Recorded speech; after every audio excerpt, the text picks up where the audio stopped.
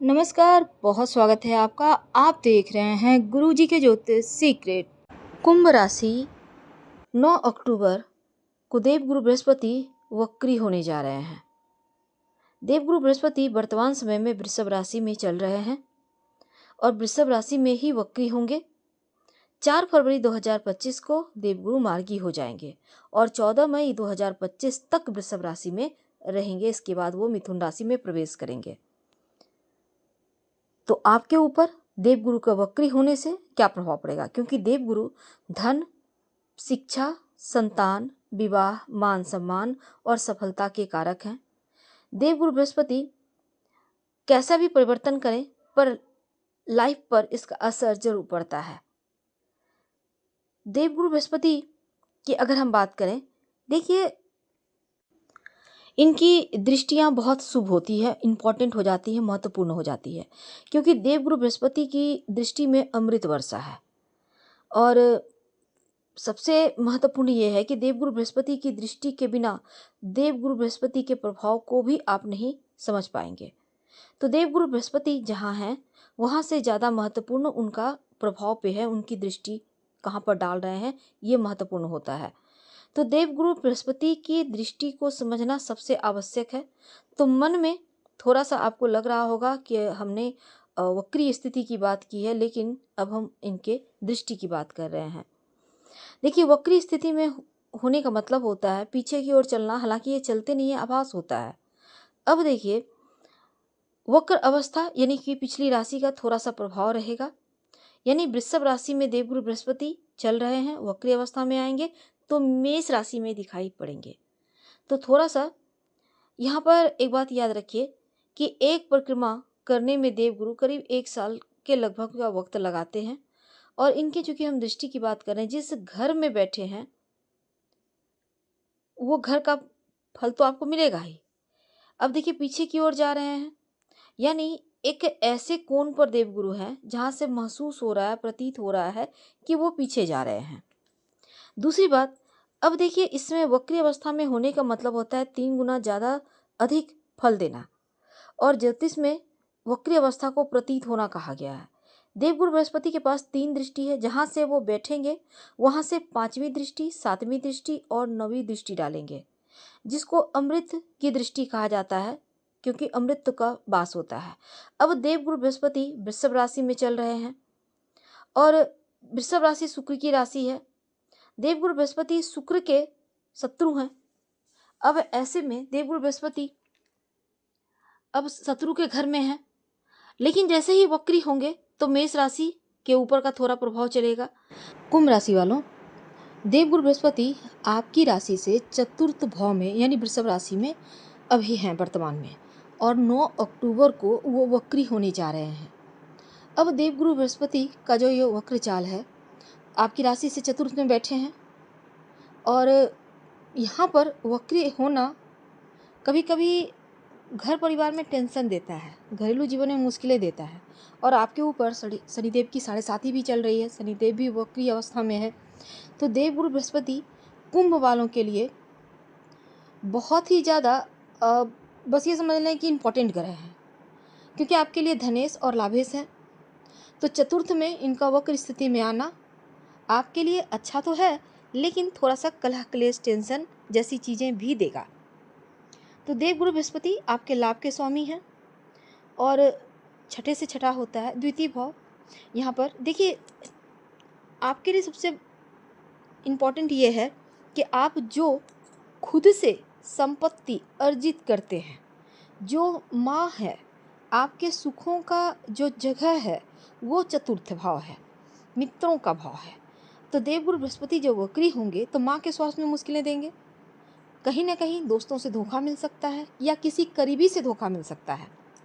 तो देवगुरु बृहस्पति का ये जो वक्री चाल है आपके लिए कई मामलों में बहुत लाभप्रद भी रहेगा। और देवगुरु बृहस्पति अगर आप देखें तो एक घर पीछे का फल देते हैं।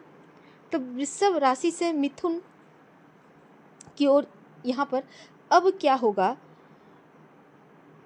कि वक्र होंगे तो वृषभ का राशि में है, लेकिन थोड़ा सा फल यहाँ पर देंगे तो आपका कॉन्फिडेंस लेवल बढ़ाएंगे।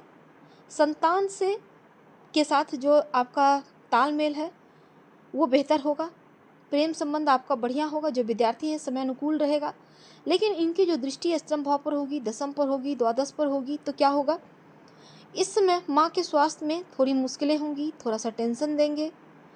संपत्ति से जुड़े मामलों के लिए हालांकि ये वक्त बढ़िया है। संपत्ति प्रॉपर्टी के मामलों में जो भी रुकावटें थी समाप्त होगी, प्रॉपर्टी प्राप्ति के योग बनेंगे और आपके स्वास्थ्य में जो मुश्किलें थी वो समाप्त होगा। अब देखिए, मित्र के साथ तालमेल बनाकर चलें। कुछ मित्रों से धोखा खाने के भी योग हैं, इसलिए आंखें बंद कर किसी पर भरोसा ना करें, धैर्य रखें और जितनी भी चुनौतियां आएंगी आप समझदारी से चुनौतियों से बाहर भी निकलेंगे।